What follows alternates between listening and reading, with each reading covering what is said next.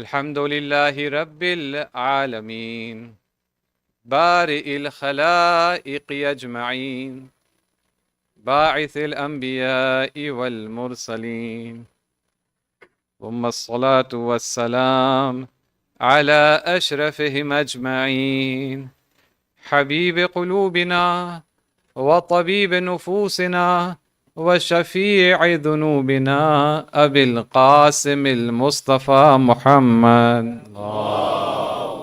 صل على محمد وآله وعلى آل بيته الطيبين الطاهرين المعصومين لا سيما بقية الله في الأرضين واللعنة الدائمة على أعدائهم أجمعين من يومنا هذا إلى قيام يوم الدين. أعوذ بالله من الشيطان الرجيم. رب اشرح لي صدري ويسر لي أمري واحلل عقدة من لساني يفقه قولي.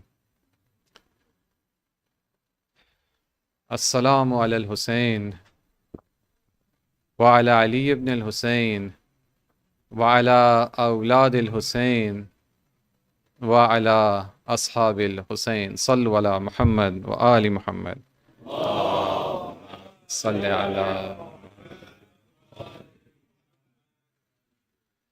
Dear Mu'mineen and Mu'minat, Salamun Alaikum wa Rahmatullahi wa Barakatuh.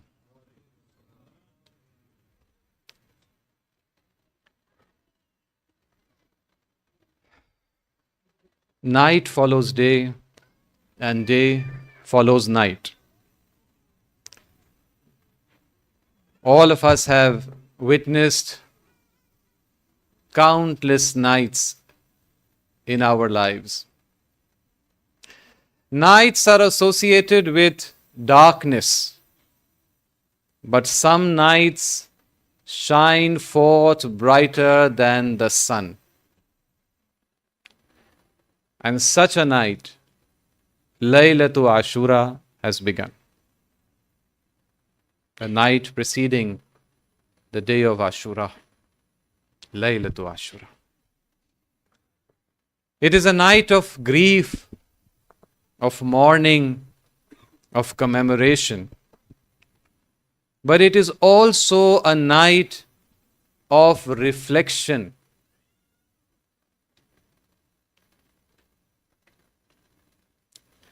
As you know, one of the mustahab a'mal of this night and one of the adab of this night is to stay awake tonight. Stay awake as much as is possible. For some people, it may be possible to stay awake till the morning. For some, it may not be possible. But we have been asked, and it has been recommended, that we should try and stay awake tonight. Ihya'ul Layl. And perhaps this is the reason behind it. The fact that this night isn't simply for mourning. Staying awake at night, those of us who are fortunate to pray Salatul Layl know this, that staying awake at night is the best time and opportunity to think and ponder our relationship with Allah subhanahu wa ta'ala. To go over the status of our souls and reevaluate where we are in relation to the lofty horizons that we've been created for. So tonight is a night of wakefulness. But not just wakefulness, it is a night of mindfulness. And being awake is simply a way and a stepping stone to mindfulness, reflection, and thought tonight. And there is lots to think about. There is lots to think about. Interestingly, praying tonight, staying awake tonight, is something that Imam Hussain alayhi salam sought as well on this very night, Laylatul Ashura. We know from the Maqatil that just a little before this night was to begin, close to sunset, word reached the Husseini camp that the enemy has grown impatient. What are we sitting around for in this desert? What are we waiting for? Let's finish them off. Let's finish them off. They're just a small group.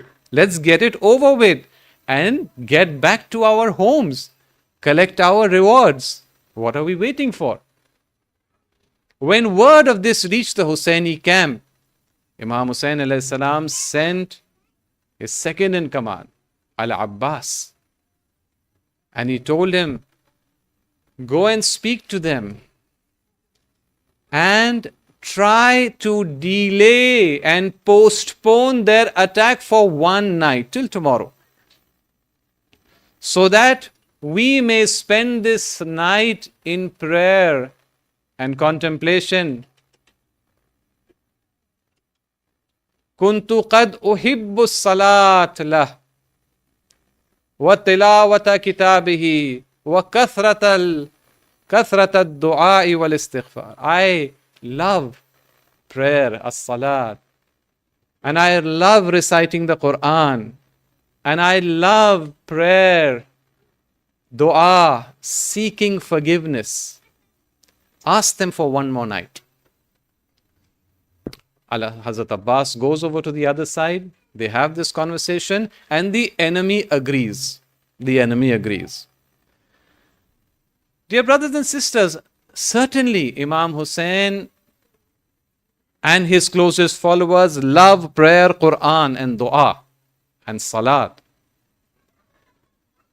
But I am sure that this isn't the only reason why they sought this time. Dear brothers and sisters, the event of Karbala has to shape the course of history and humanity till the day of judgment.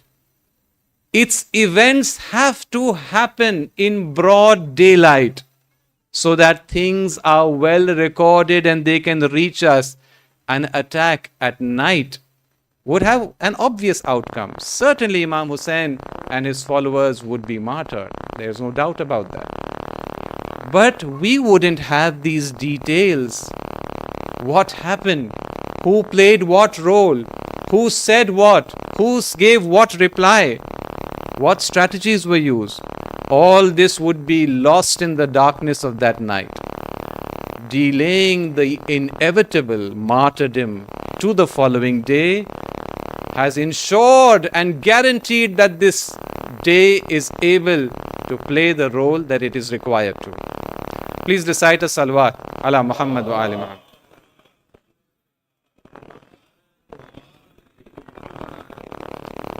Apparently there is some problem with the audio. I'm going to continue anyway.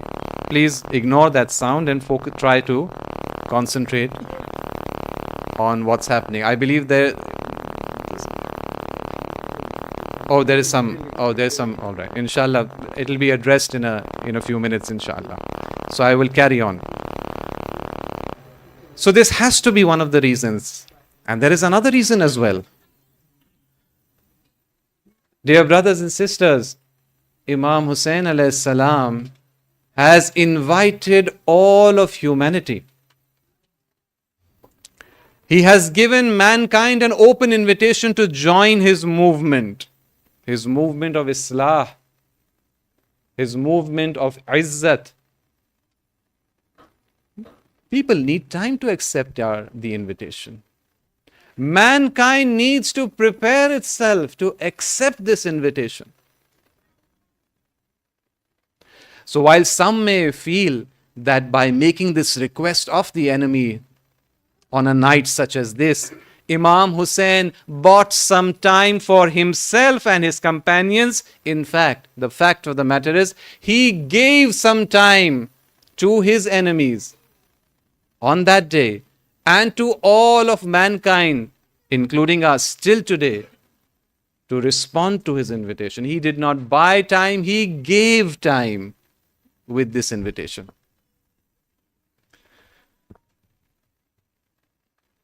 So tonight is a night of extreme importance, prayer, and reflection. This invitation, dear brothers and sisters, was made at several occasions. This invitation to humanity, including his enemies, and certainly us, to join his movement, was made at several points since he rejected the demand for bay'ah in Medina a few months ago. About a month before Laylatul Ashura, we see Imam Hussain alayhi salatu wassalam. Please recite a salawat. Allahumma salli ala Muhammad. We see him in the holy city of Makkah. The city is packed, crowded. Mawsam al-Hajj, the Hajj season is at its peak. It is crowded. And Imam Hussain has been in Makkah for some months at that time. He learns that there is a plot to assassinate him in those crowds in a manner that will make it impossible to identify who the assassin was. And so he decides to cut short his Hajj and head off for Kufa. Kufa, the city from which Hazrat Muslim has already sent him a letter saying everything is fine in Kufa. They are willing to support you. So he decides to set off. But on the night that he sets off, before he sets off, he delivers a khutbah in which he makes this and gives this invitation once again as clearly as possible when he says, Man kana badilan fina muhjatahu. Whoever is ready to shed his most precious blood for us, muwattinan ala liqa'illahi nafsah, and he has prepared his soul to meet his Lord. فَلْيَرْحَلْ مَعَنَا, he must set off with us. فَإِنِّي رَاحِلٌ مُصْبِحًا إِنشَاءَ, I am going to set off tomorrow morning. فَلْيَرْحَلْ مَعَنَا, he must set off with us. He must depart along with us on this journey of Islah and reform and salvation of humanity. He makes this open invitation among the Hujjaj, the thronging crowds in Makkah. Let there be no doubt about what he's setting out to do. And he sets off towards Kufa. So the invitation is open to all.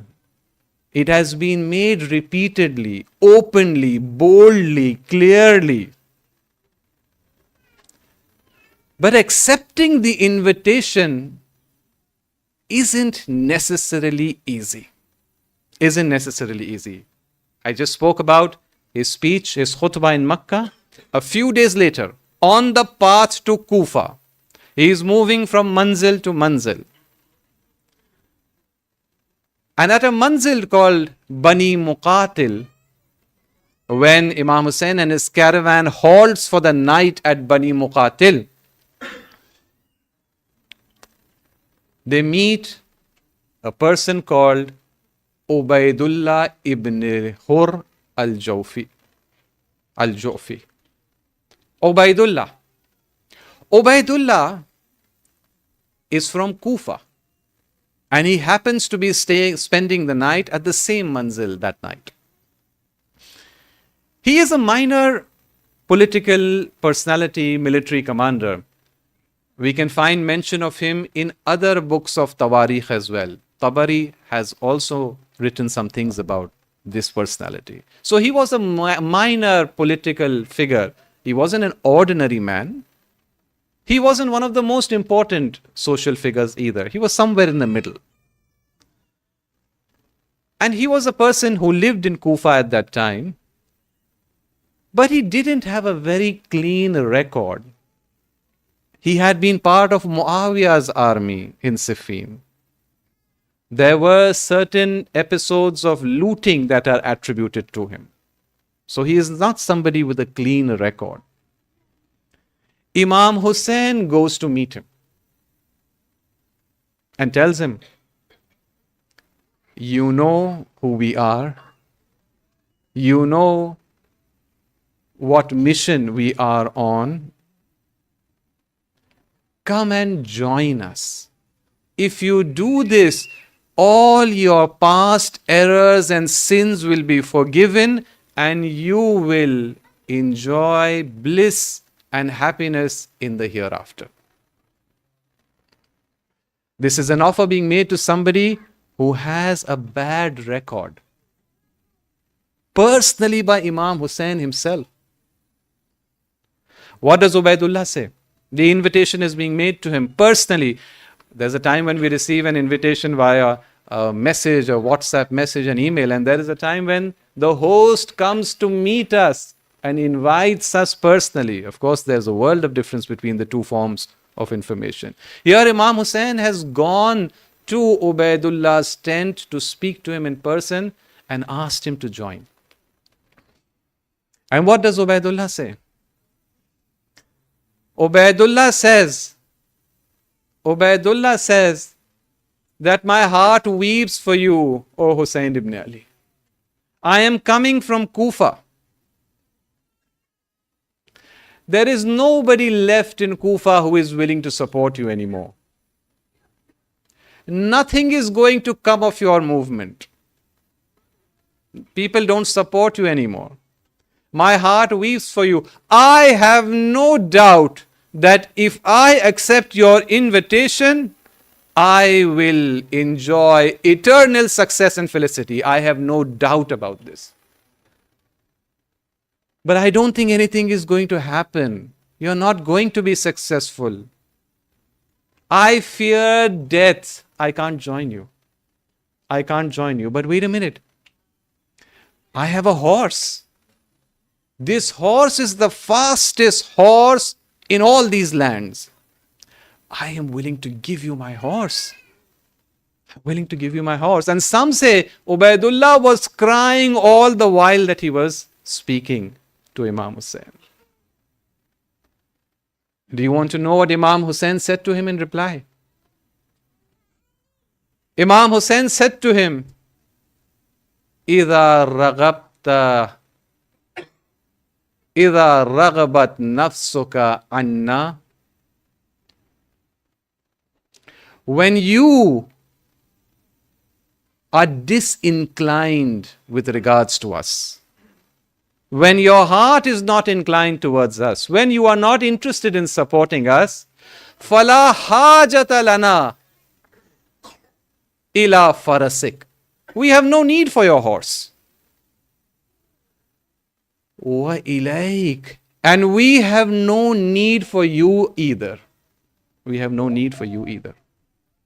Dear brothers and sisters, Ubaidullah, it appears, likes Imam Hussain. Perhaps he even loves him to a certain degree. He says, my heart is weeping for you. Please take my horse. Some say he was crying all the while that he was speaking to him. But what does Imam Hussain say? He says, you are disinclined towards us. You are not interested in us. Oh, Imam Hussain, he's giving you his horse for God's sake. He's crying for you. But Imam Hussain says, you are not interested in us. فَلَا حَاجَةَ لَنَا فِيكَ. We have no interest and no need for you. Dear brothers and sisters, the invitation has been sent out to all of humanity, especially to people like us. But it isn't necessarily easy to accept it. It isn't necessarily easy. I spoke last night about the challenge that we Shia face in moving beyond a sectarian mindset and embracing a Hussaini outlook. Moving beyond simply loving our Imam to serving the movement of Imamat and playing the role of the vanguard as we must. In the sectarian outlook, for example, The sectarian outlook asks us to take this approach. There were certain personalities that acted unjustly with regards to the Ahlul Bayt. They oppressed the Ahlul Bayt. I don't care what other Muslims and members of the Ummah think about them. I am going to call a spade a spade. The sectarian outlook takes this approach. If they did what they did, why should I not talk about it, write about it, speak about it? In whatever way, I'm angry. Why should I be prevented from expressing my anger? This is a sectarian outlook. The Husseini outlook says that, look, there are many in the Ummah who have yet to join the vanguard, who have yet to understand this movement. If we are going to be unconcerned about what we say about personalities that they love and respect, we're going to push them away. This is what the Husseini mindset says, the movement mindset. So the sectarian mindset is not concerned with this. Similarly, the sectarian mindset sometimes is very concerned about hurting the feelings of some other people. Just as it is not concerned, it may not be concerned about hurting the feelings of other members of the Ummah, those who are likely to be guided soon and early. The sectarian mindset sometimes is very concerned about offending some powerful people, even though the chances of them being guided by Hussein are remote for now. So they're like, no, let's not talk about things which are important. Let's not talk about injustices that are happening, because it may offend some powerful people. While the Husseini mindset says that no, we cannot be the vanguard, we cannot commemorate Karbala unless we address injustices as well. Of course, we must find a way to address these injustices, speak about them, discuss them, without provoking the powers that be needlessly.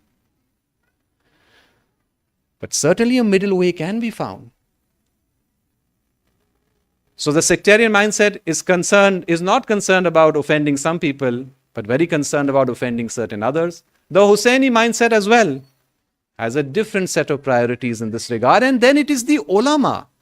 It is our scholars who are able to guide communities in this regard.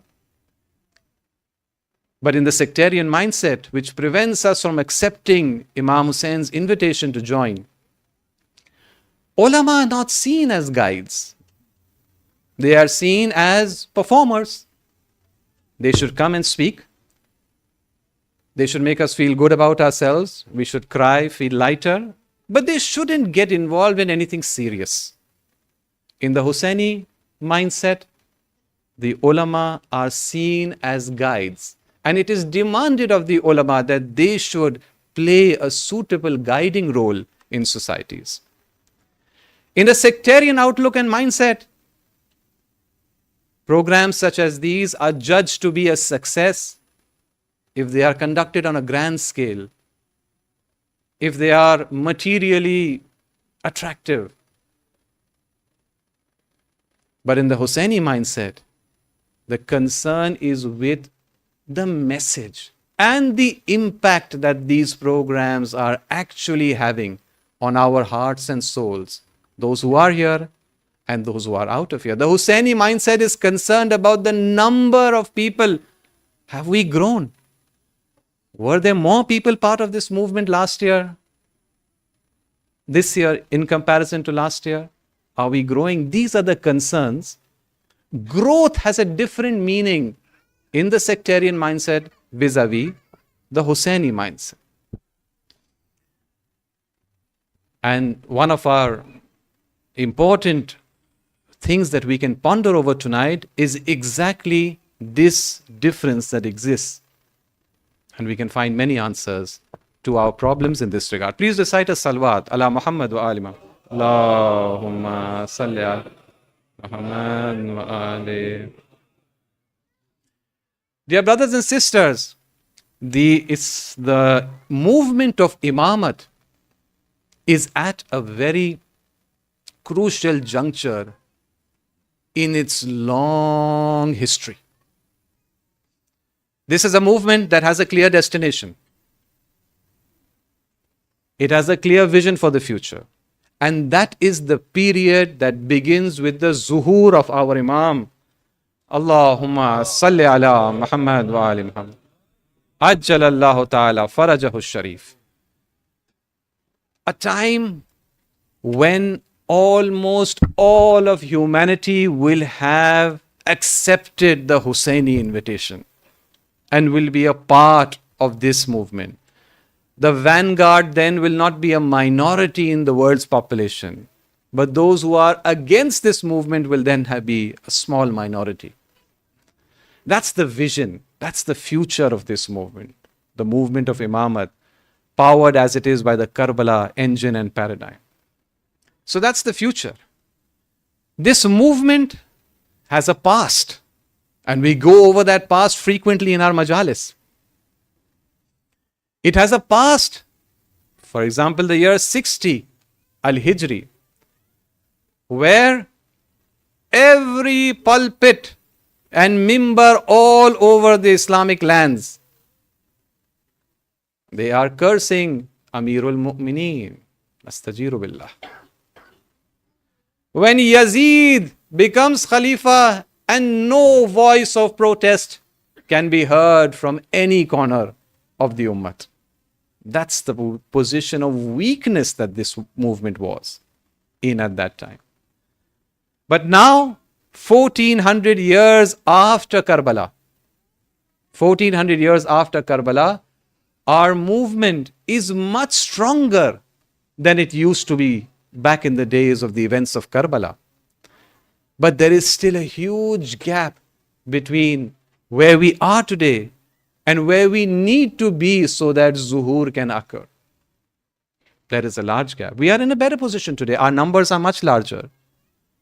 We are much safer. We are able to put our point of view across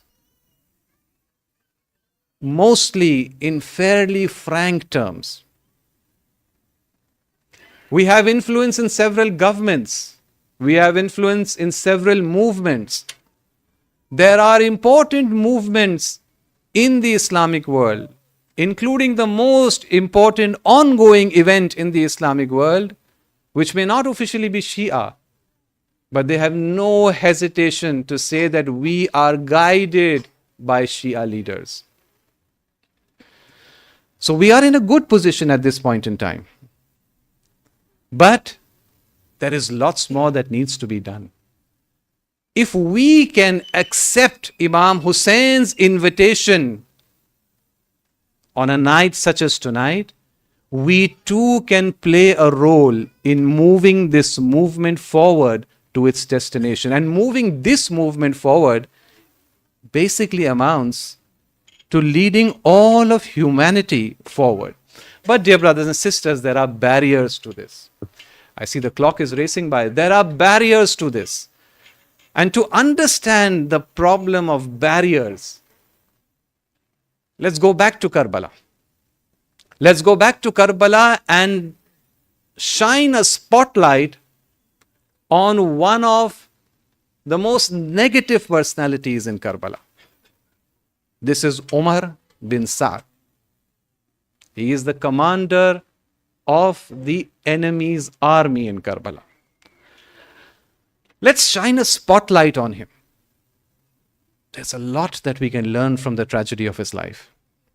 But before we carry on, there's a request to recite a salawat and move closer to the mimbar, further ahead. Sallu ala Muhammad wa ali Muhammad. Please move further ahead.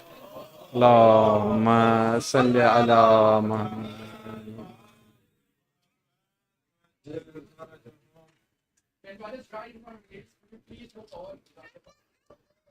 Please recite yet another salawat. Allahumma salli ala Muhammad.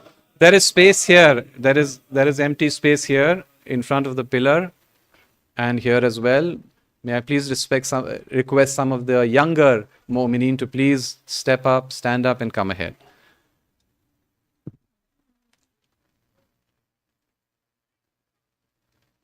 Let's shine a spotlight on Umar bin Sa'ad. Who is he? He is one of the notable personalities living in Kufa at that time. He is the son of Sa'ad ibn Abi Waqqas, one of the notable ashab of Rasulullah. In fact, by some accounts, Umar ibn Sa'ad himself had met Rasulullah in his youth, and therefore he will be considered a Sahabi himself if this particular estimate about his date of birth is correct. Then he himself is a Sahabi. At the least, he is among the Tabi'een. So a very prominent personality, one of the most important figures in Kufan society at that time. Somebody who has observed events in Medina closely all through his life. He isn't somebody who's just become a Muslim and migrated and stayed. No, he's been in the thick of things right from the start. Right from the start. When Ubaidullah ibn Ziyad is made the governor of Kufa and he enters Kufa, and after some challenges, he manages to bring Kufa to heel and submit before him, and Hazrat Muslim is martyred. At that point, Umar ibn Sa'ad was getting ready to go on a journey. Where was he headed for? Kufa is in southern Iraq.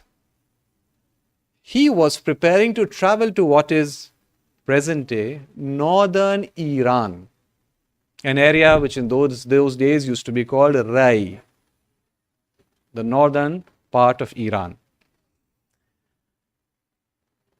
And because power was projected onto the Iranian plateau and Khorasan from Kufa, this is a small minor detail about Islamic history, that Kufa acquired importance at a certain point in Islam's history because it was the military staging post from where power was projected onto the Iranian plateau. And therefore at that time, Ubaidullah ibn Ziyad, while he was governor of Basra and Kufa, he had a superior role when it came to governors in Iran as well. And which is why he is the one who gave Umar bin Sa'ad the authority to become the governor of Rai. So in a way, Umar ibn Sa'ad was subordinate to Ubaidullah ibn Ziyad in this matter. So he was getting ready. He had gathered his army together. Some said up to 4,000 men had gathered with him so that they can set off towards Rai. At this point, Ubaidullah ibn Ziyad comes up to him and says that I have a condition. If you want to go ahead and assume the governorship of Rai, you need to do something first. Umar bin Sa'ad says, what do I need to do? He says, you need to go to this place by the river Furat, Nainawa, Karbala, whatever, and you need to kill Hussein ibn Ali, who has risen up in revolt against Amir al-Mu'mineen. Umar is shocked. Everybody knows who Hussein ibn Ali is. And to be told to go and kill him, shocking. He says, I need some time to think. Ubaidullah says, no problem. He begins to think. And it isn't just thinking that he does. He begins to consult with others of his family and tribe and friends. It is said that each and every person that he consulted with advised him against going to Karbala. But the next morning, Umar goes back to Ubaidullah and says, I've done my thinking, I'm ready to go. And on the 3rd of Muharram, he arrives in Karbala with his army, the same army that he was supposed to go to Rai with. But Umar bin Saad is not somebody who is eager to kill Imam Hussein. Our books narrate several discussions and conversations that the two had with each other. Imam Hussein and Ibn Sa'd. Several conversations. At some point in these conversations in Karbala, Imam Hussein says that, all right, I am willing to go back to Medina. I will not submit to this bay'ah. I will no longer carry forward towards Kufa or anywhere else. I will go back to where I came from, Medina. Ibn Sa'd is overjoyed. He says, this is a wonderful way out. He sends a messenger to Ibn Ziyad, Ubaidullah ibn Ziyad in Kufa, saying, I have worked out a solution. Imam Hussein is willing to simply turn around and go back to Medina. And at this point, Ibn Ziyad has a conversation with Shimr, senses that bin Sa'ad is weak, will not be able to carry out the job that he has been assigned, sends Shimr to Karbala so that there is no chance of any kind of negotiation and solution to this crisis. Now, on one of the nights, one of the conversations that they had, Imam Hussein and Ibn Sa'd, perhaps it was just this very night itself, they pitched a tent between the two camps. Both of them came with their soldiers and supporters, but only 3 or 4 of them entered the tent. Umar ibn Sa'd with his son and one of his commanders, and Imam Hussein along with his son Ali Akbar and along with Hazrat Abbas. And they had a conversation there. Imam Hussein once again made a personal and direct invitation. He told Ibn Sa'd, you know who I am. I don't need to discuss. You know, you are part of the Ashab, the Tabi'een. You know who I am. So I don't need to prove my superiority and my purity. You know who I am. Ibn Sa'd, Allah takuna ma'i wa tad'a ha'ula'i. Don't you want to be with me? Umar Sa'd, Imam Hussein saw something in him which allowed him to address him in this fashion. Don't you want to be with me and leave this rubbish that you are with right now, all these other people that you are with right now? Don't you want to do that?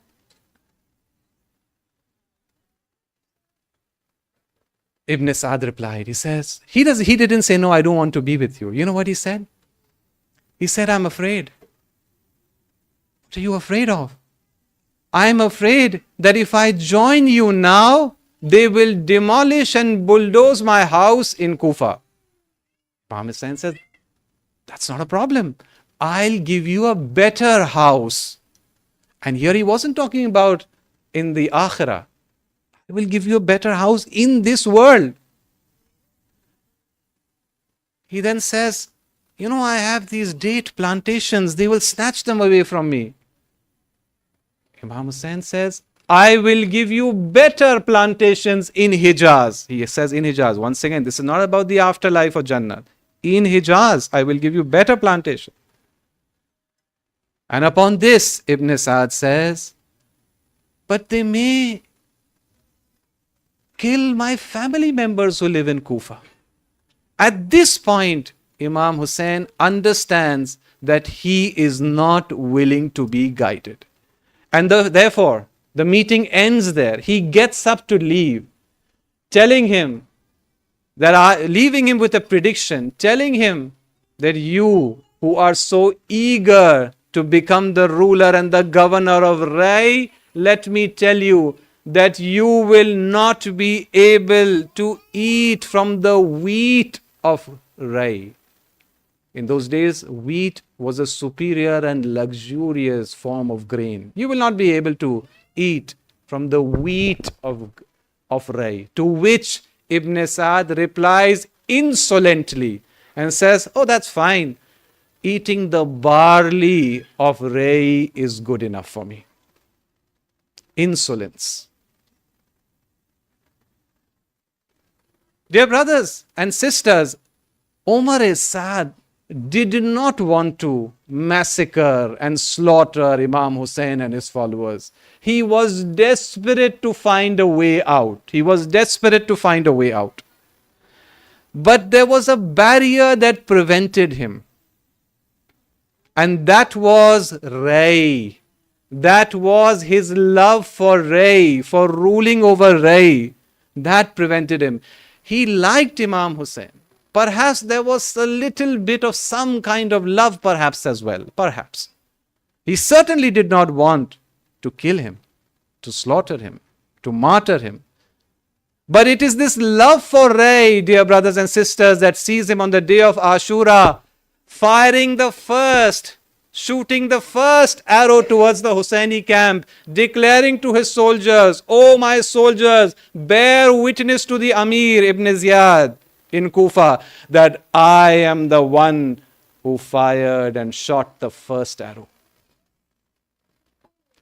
Dear brothers and sisters, this is a terrible example, a terrifying example. All of us are in danger of being afflicted by some ray profession, our jobs. Perhaps it is the love that we have for our family members, which is all very good, but as long as it is in the path of the Husseini mission. Perhaps it's our reputation. What will people say? Tonight is a night of mindfulness. It is an opportunity for each and every one of us to ponder and think, what is our ray? What is our ray? My ray may be different from your ray, his ray, her ray. If we can find and identify our ray tonight, the one that prevents us from joining this movement, moving from the sectarian outlook to the Husseini outlook, if we can find it tonight, then we can start moving towards fixing it. For example, if it is wealth, which is our ray, then spending in the way of Allah subhanahu wa ta'ala. For example, programs such as these, every night I see here there are these exhortations to donate, and rightly so. There is still a gap. Spending further in the way of Allah is the way to fix our problem if our ray is our attachment to our wealth, and so on and so forth. If it's our reputation, if it's our love for so and so and so. There are solutions for each of these rays, and we must move forward towards them, dear brothers and sisters. And tonight is that night of choice and decision making for us. Dear brothers and sisters, tonight, the night of Ashura, Laylatu Ashura,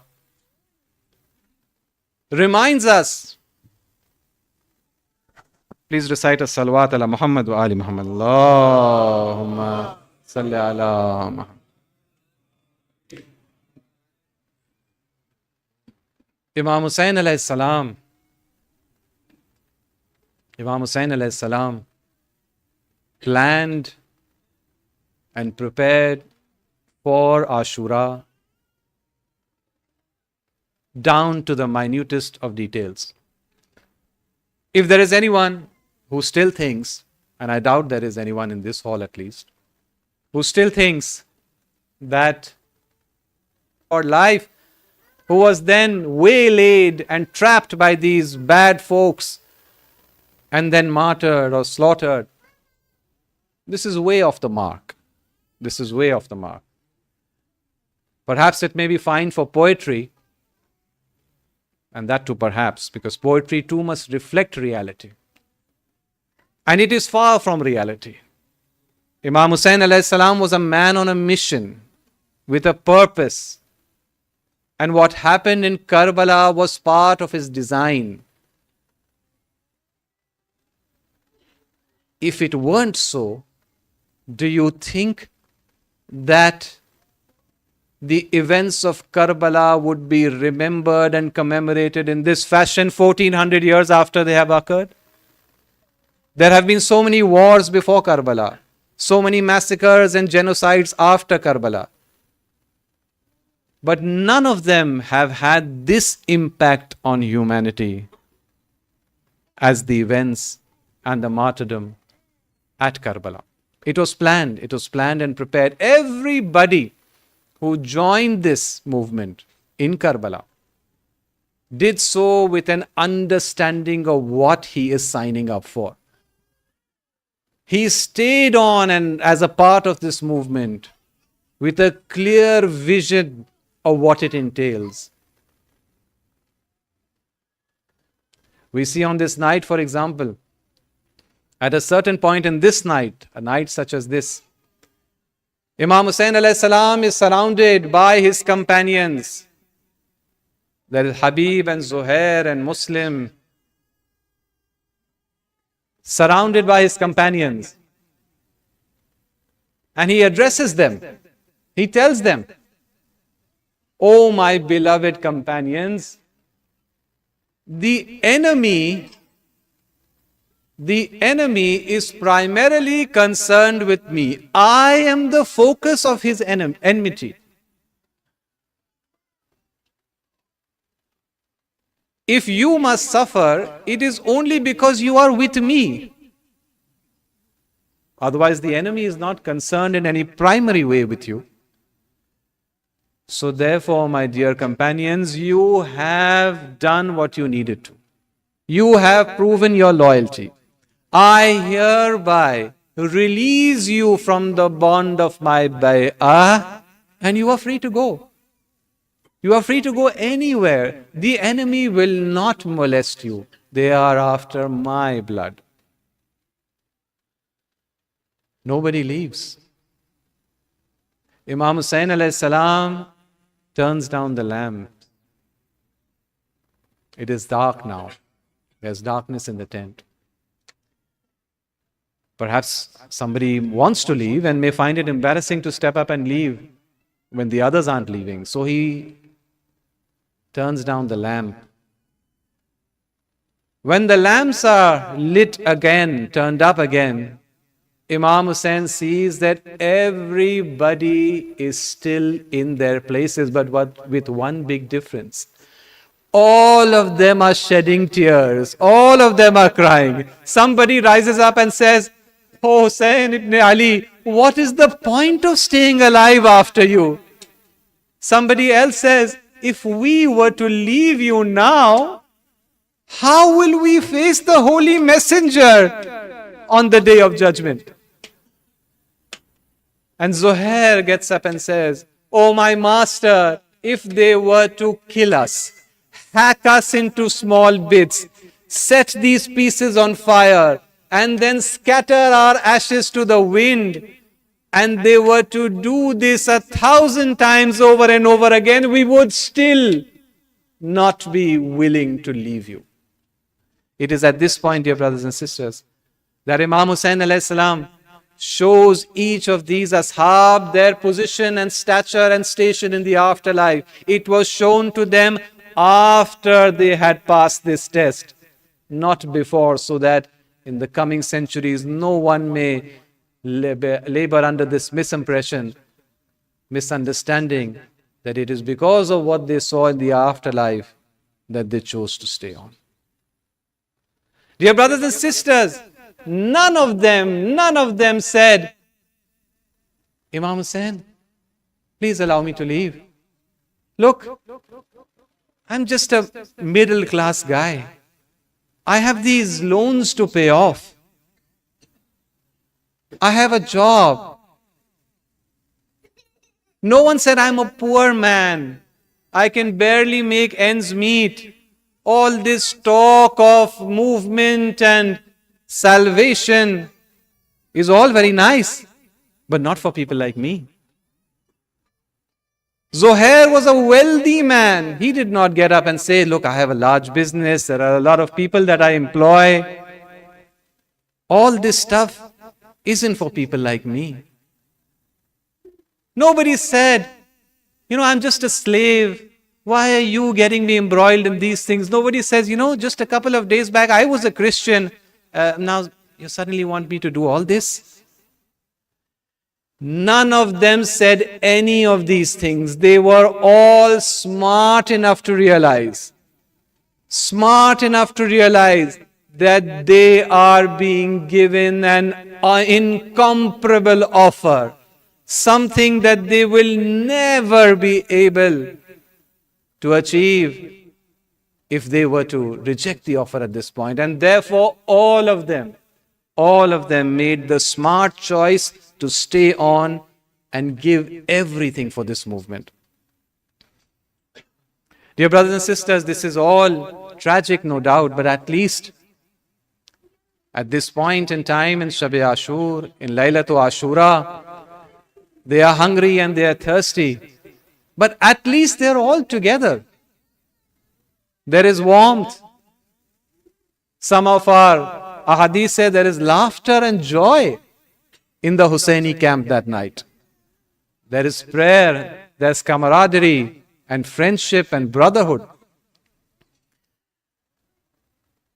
But when we come to the afternoon, the Asr of Ashura, after little Ali Asghar ar-Radi had been martyred, and Imam Hussein alayhi salam had placed the martyred infant back inside his Abba. He's all alone at this time. The Ashab have been martyred. The Bani Hashim have been martyred. Imam Hussein is holding this little child. His life is drained away. And he is now walking back towards the ladies' tents. It is a journey that Imam Hussein has undertaken several times that day, bringing forth the bodies of various martyrs. But never has this journey felt so difficult. Every step is so difficult to take. This is a weightless body. But it seems heavier than every other body that he has carried since that morning. Inna lillah wa inna ilayhi raji'un. He comes close to the tent. The ladies, the children, they become aware that he has come. His little daughter rushes out of the tent to welcome him. Her mother is with her. Little Sakina knows that Ali Asghar was taken away so that he can have his thirst quenched. His father, his mother had dressed him in his best clothing. His father had set aside his weapons and gone ahead, clearly to seek water for the child. She is hopeful, perhaps he has got the water he needed. When she steps out and she sees the child in the Abba, motionless, she is overjoyed. Because she remembers the child was restless when he went. He was thrashing about in thirst. He is now motionless. She is overjoyed. She is smiling. Her face is beaming. Ali Asghar has had his thirst quenched. She raises up her arms to receive the child. Imam Hussein opens the Abba. She looks at the condition that her little brother in. She falls to the ground screaming. The mother steps forward to take this child. Amithluka yunhar. Are even little babies like you slaughtered? Imam Hussein had gathered many shuhada that day and brought them back to the ladies' tents. But as far as we can tell, none of them were buried. There was simply no time to do that. The burial was postponed for some other time. They were laid out beside the tents, inside the tents. But it seems that this little baby was the only shaheed who was buried immediately. He was buried. Perhaps Imam Hussein had some inkling about the way the enemy would rush into the tents, running over and trampling over everything. He wanted to keep this little body safe, perhaps, and which is probably why he buried little Ali Asghar right away. But oh Imam Hussein, I wish you hadn't done this.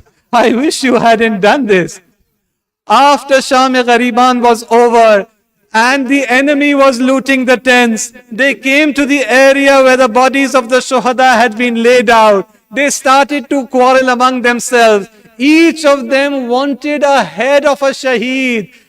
Somebody would say, I was the one who killed Ali Akbar, give me his head. Somebody would say, Qasim was slaughtered by me, give me his head. Because they knew that when we present this head to Ibn Ziyad and Yazid, we will be rewarded accordingly. They were quarreling and fighting and dividing these heads among themselves. When Hormala calls out, says, where is my head? Where is the head that I will claim a reward with?